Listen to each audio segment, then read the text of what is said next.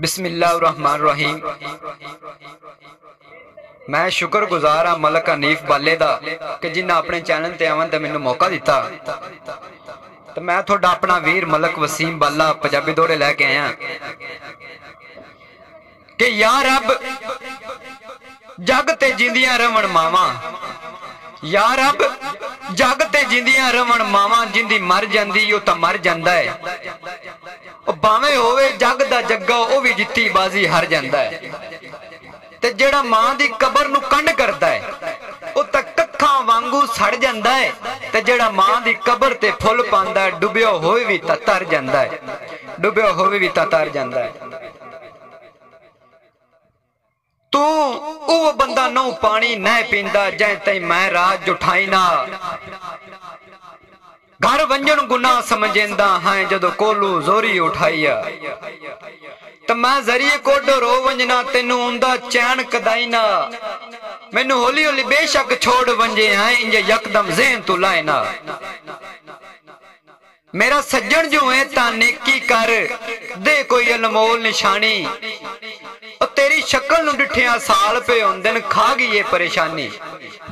ते रब दे नां ते एक बारी मिल वांजे दे चन निक्की जी कुर्बानी, जिन्नू आना है जानी जानी प्या उसड़ के मरदे ही जानी।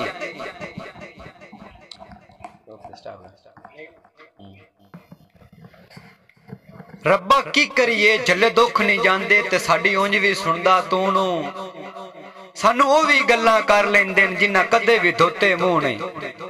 तो मैनू किस अजमैश च पा छड़िए मैं हां इंसान कोई खूह नहीं, और जिथे दुख ना होवे सजना दा मेरे जिस्म ते खाली लू नहीं। गल्लां विचों गल ते कोई नहीं तुसां गल दी गल बना छोड़ी, असां जितनी गल मुकाउंदे रहे तुसां उतनी गल वधा छोड़ी।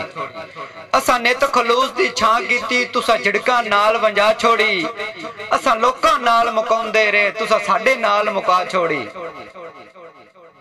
उन्हां गल च कसम फस वंजना मुड़ फस के आखना खैर है, असां गल ना दसनी गैरां नू उन्हां दस के आखना खैर है। असां नाल रकीब दे लड़ पवना उन्हां रस के आखना खैर है, असां रो के आखना मर गए हैं उन्हां हस के आखना खैर है। साडा ना बन जिंदगी सारी असां तेंदा हो के जी लेना है, सबरां दी सूई नाल बिल आखर फट जख्मी जिगर दा पी लेना है। ते तेरा दिता होया जहर विछोड़ियां दा अखी नूट के कसम पी लेना है, और कदी राह ते टक्कर पवे तां हस पिया कर ते तू होर गरीबां की लेना है।